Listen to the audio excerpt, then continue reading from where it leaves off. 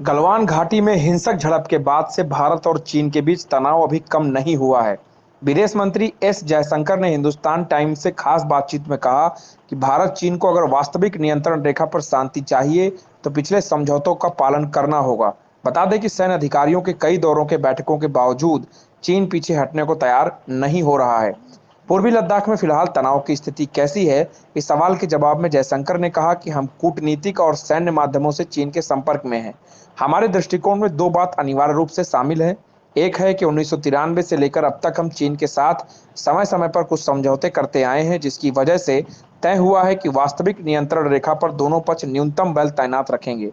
हालांकि अभी यह स्थिति नहीं है, क्योंकि चीन ने बड़ी संख्या पर एलएसी पर सेना तैनात की है और हम यह समझ नहीं पा रहे कि ऐसा क्यों है।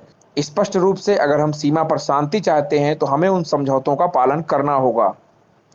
दूसरा, मैं मानता हूं कि एलएसी को लेकर धारणाओं में कुछ अंतर है, लेकिन फिर भी वही बात आती है कि दोनों में से कोई एक देश एक तरफा ढंग से यथा स्थिति को बदलने का प्रयास नहीं कर सकता, और यह इन समझौतों के कारण है। लेकिन स्वाभाविक रूप से अगर शांति को प्राथमिकता नहीं दी जाएगी तो ऐसे मुद्दे उठेंगे। अखबार ने इस इंटरव्यू में पूछा कि दोनों देशों में कौन स्थिति को सही से नहीं समझ रहा है, तो जयशंकर ने जवाब दिया, यहाँ कई चीजें समझने वाली हैं जिससे तय होता है कि बड़ी पिक्चर क्या है।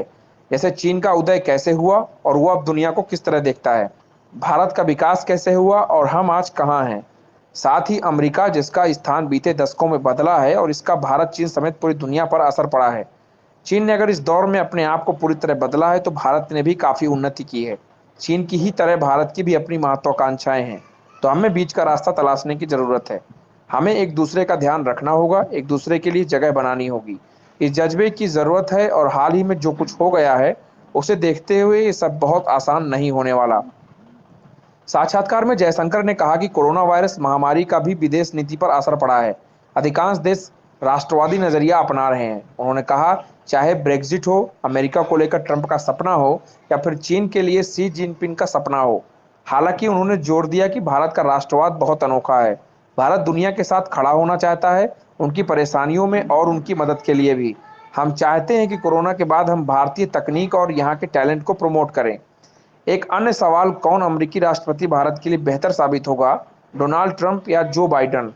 इसके जवाब में जयशंकर ने कहा, पिछले 4 अमेरिकी राष्ट्रपति देखिए, 2 रिपब्लिकन और 2 डेमोक्रेट, सभी एक दूसरे से बहुत अलग थे, फिर भी भारत के साथ उन्होंने रिश्ते बनाए रखे। भारत के मामले में हर अगले अमेरिकी राष्ट्रपति ने पिछले वाले के नजरिए को बनाए रखा है। और अब की डिबेट देखेंगे तो आप समझेंगे कि डोनाल्ड ट्रंप हो या जो बाइडन, भारत के मामले में दोनों ही नेता एक कॉमन पॉइंट पर हैं।